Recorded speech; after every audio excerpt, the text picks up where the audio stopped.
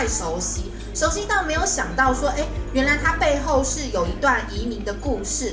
那所以呢，在我开始做这个研究之后，就发现，原来沙茶是有前世跟今生。那沙茶的前世是什么呢？其实就是沙爹。我们有去吃过东南亚料理的举手。大家都很忙，谢谢。我们到这个东南亚菜肴的店一定会点沙爹嘛？那沙爹通常都是一个竹签，可能串着呢鸡肉啊或牛肉，然后就沾着那个黄黄的这种沙爹酱，那个花生味道非常的浓厚，那而且会辣。所以小朋友，我们今天也有青少年来吃哦。那小朋友可能就会这个母汤哈。所以我们对沙爹也是了解的。那为什么沙爹会变成沙茶？其实是这样的，这就要说到我们吴大哥他的祖宗18代哦，他们是从广东省的潮州跟汕头。这样我们统称为潮汕地区，因为这边都是讲这个潮州话，就猪浪，对不对？那他们那边虽然是被划在广东省，其实他们在饮食习惯还有他们的语言都跟福建很像。那因此呢，其实是还蛮多有趣的故事可以继续追。那我们说，在这个19世纪的时候，很多的潮州汕头人，他们为了要追求更好的生活机会，他们就到东南亚去做一些工作，然后在当地就看到，他们当地人在吃什么？吃这个沙爹酱，好像不歹价哦，所以就把这个酱料带回了他们的原乡，就是潮州汕头。那我们知道，其实做移民研究很有趣。我出一个题目来，今天咱台湾人，尤其是少人，弄爱讲日本的像拉面，对不对？拉面，可是拉面真的是源自日本吗？大家马上摇头，这一听这个名字就不是嘛，因为用卡达卡纳，用片假名。那其实拉面是源自于中国，然后也是因为中国的移民到了日本工作，然后慢慢发展出拉面的文化。所以移民跟饮食永远是结合在一起，因为就跟各位一样，我们人活着就是要吃，大家答得很有朝气，就是要吃。所以这些潮汕人他们回到潮汕地区之后，就想，那我这个沙爹酱要怎么样去改良？于是他们就做了一些动作，包括说他们把那个花生酱的比例降低，所以颜色你看，那沙茶颜色是较青，但是沙爹颜色较黄，对不对？第二个，为了青少年着想，是不是？就是他们把辣给去掉了，所以沙茶我们不辣，除非我加辣椒，可是沙爹很辣。那再来还有一些里面成分的调整，其中最有趣就是。你知道潮州汕头他们很擅长做一种生意，叫做中药材。所以呢，包含吴大哥，虽然我跟他很好，他绝对不会告诉我他沙茶里面中药材的秘方，绝对不能说。为什么？因为这是独门秘方。那其实不是只有吴大哥，所有的沙茶店家他都不会告诉你，他只会告诉你可能2样3样大家都会用的，什么茴香，对不对？你看他都没有办法点头，也没有办法摇头，就是会放一些基本款。那其实到底这里面放了什么中药，也是个秘密。那怎么样可以知道呢？我想下次就是大家把吴大哥灌醉，我们看看有没有办法去套出来哈。所以。透过这样的改良方式，沙爹就摇身一变，变成了沙茶。那要怎么记呢？我都觉得我发明了一句话，我觉得自己很满意，叫做“沙爹是沙茶的爹”，就是说我是来自我爸，但是我跟我老辈一定长得不一样，就是这样的一个概念。好，我觉得对这句发明真的超满意的。好，那么这就是前世今生。那我给各位看一下哈，这是我最近找到了一个资料，叫做《旅行杂志》，这个是1968。我问一下，1968，你已经处在，不要问好了，因为右前方有一桌，可能有人会举手。好，1968，可能大部分都还没有出生。那当时台北，他有介绍，这个旅行杂志其实是一个香港的出版社所出版，然后里面有一张图，这张图呢就是介绍我们台北圆环的沙茶火锅。里面的内容非常的有趣，但是就是让大家知道说，其实1968年的时候，台北圆环也有一坨，大概10几家都是沙茶火锅、沙茶牛肉的店家。好，那再来呢，就是刚刚讲到牛头牌，对不对？牛头牌有没有很熟悉？牛头牌毫不意外，他也是潮汕人。我之前去采访过牛头牌的董事长，他人真超好的。老师，没问题，这一箱罐头拿回去吃。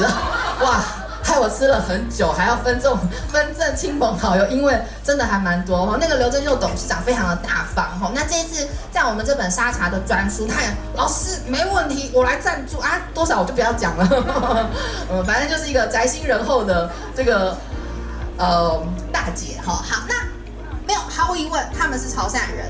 然后再来呢，我们看一下，其实除了牛头牌，还有一间是我们高雄，我们在座有2位爆票的高雄人高雄的咱家这间叫做恰骨白赤牛排，那他们也是潮汕人的后代，所以我就觉得很奇怪，因为看资料，你知道去翻那个老报纸，1960、70年代报纸都会登有什么广告什么。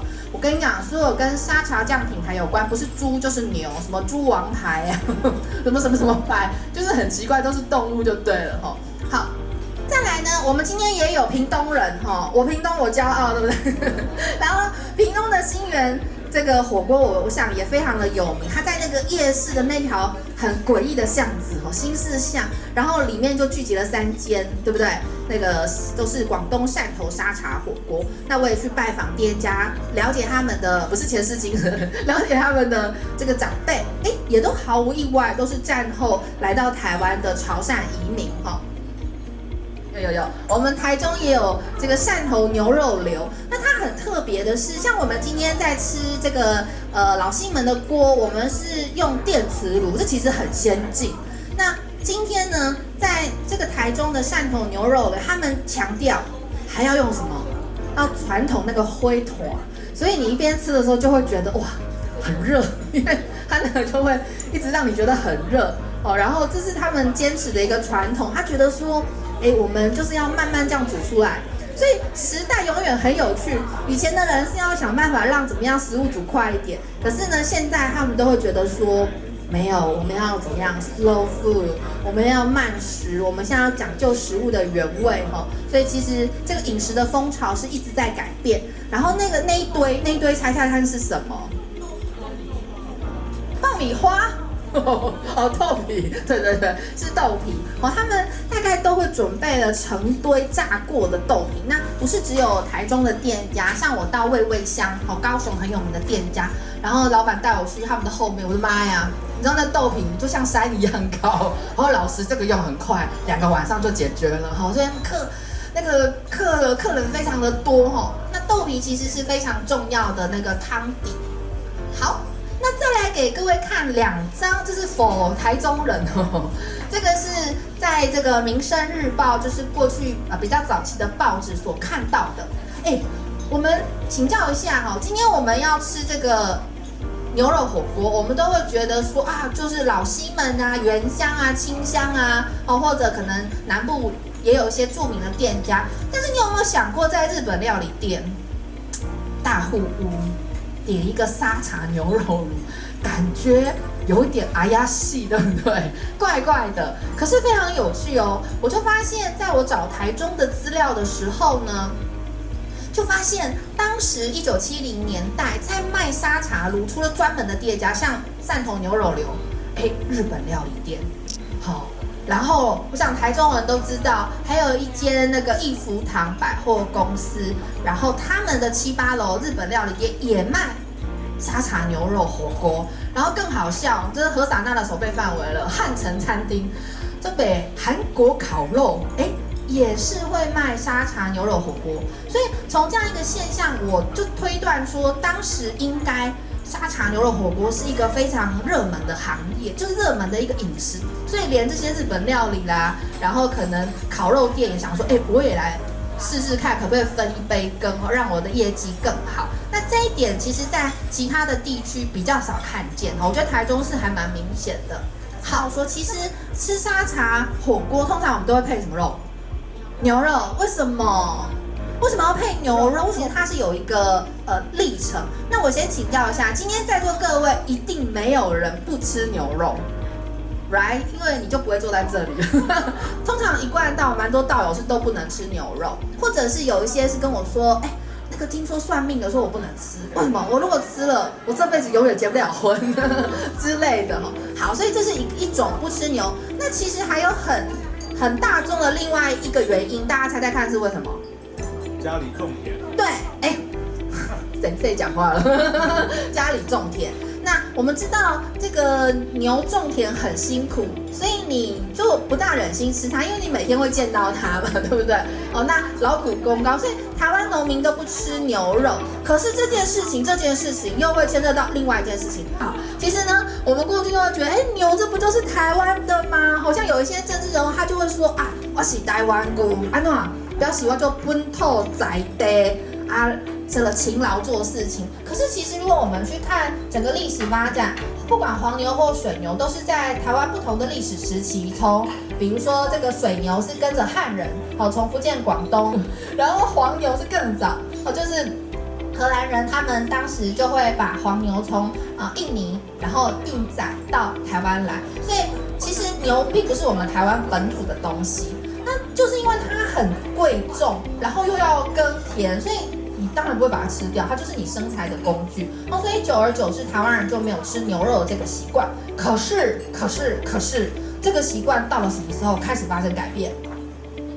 日治时期，为什么呢？因为呢，我们知道日本人他们在这个明治维新1868年以后，明治天皇就发现说，为什么阿多啊像你就比较像阿多啊的身材，为什么长得高强个短哈？我们日本为什么就这样很可爱？所以呢，一定是吃牛肉的关系。所以明治天皇就鼓励日本人要干嘛？多多的摄取牛肉。那当然这一套的饮食观念也会影响到殖民地台湾，所以日本，比如说你如果住在宿舍，然后那个宿舍的舍监就会叫你说，要鼓励台湾学生要吃牛肉，台湾学生都不敢，为什么？我们家种田的，怎么可以吃牛肉呢？那饮食习惯会慢慢的改变，但是到了战后，也就是说，我们知道有很多的大江南北的外省族群，他们来到台湾，其实不是只有潮汕人，北方人吃牛肉吃得多高兴啊，对不对？那大概他们都会去吃牛肉这样的东西，所以饮食习惯就变了，就跟我在故乡家乡的爸妈就不一样。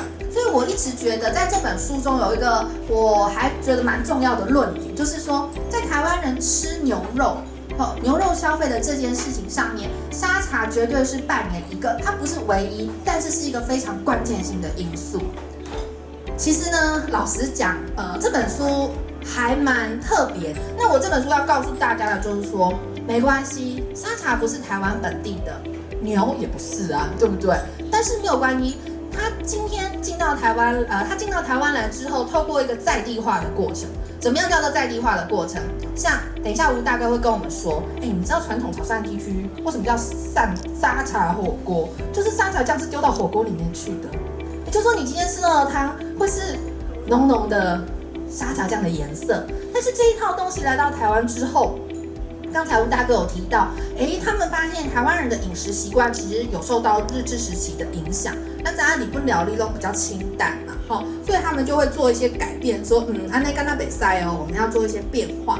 那另外在我访谈的很多店家，他们都说我们要用台湾在地的食材，比如说扁鱼啦，然后东港的虾米啦，他们希望能够用台湾在地的食材，所以你知道，就是我们如果算1949来到台湾，然后经过这些变身、改变、在地化的过程，然后今天对我们台湾人来讲，沙茶酱就是我们的，沙茶就是我们的啊。像我在纽约读书的时候，我都跟我先生开车去 Flushing 到什么温州就是温州人开的超级市场，或一些华人超市，那我就觉得买到一罐沙茶酱，然后回来。不管是做什么，就会觉得有一种回到台湾的感觉所以对我们来说，沙茶就是我们的。那因此，我希望透过这本书来告诉就是读者们，就是这是一个移民的故事，也是一个饮食的故事，然后同时这也是一个在地化的一个故事。那我觉得我们台湾今天为什么很厉害？其实我们在很多方面我们 size 各方面都不是最大，也不是人口最多，但是我觉得能够去包容很多多元的声音，这个是台湾最珍贵的资产。就像沙茶，你虽然不是从台湾源自于台湾，但是呢，既然透过了这样一个在地化的过程，你就是咱的啊，好，怎么感觉要选举了？拍谁，动算。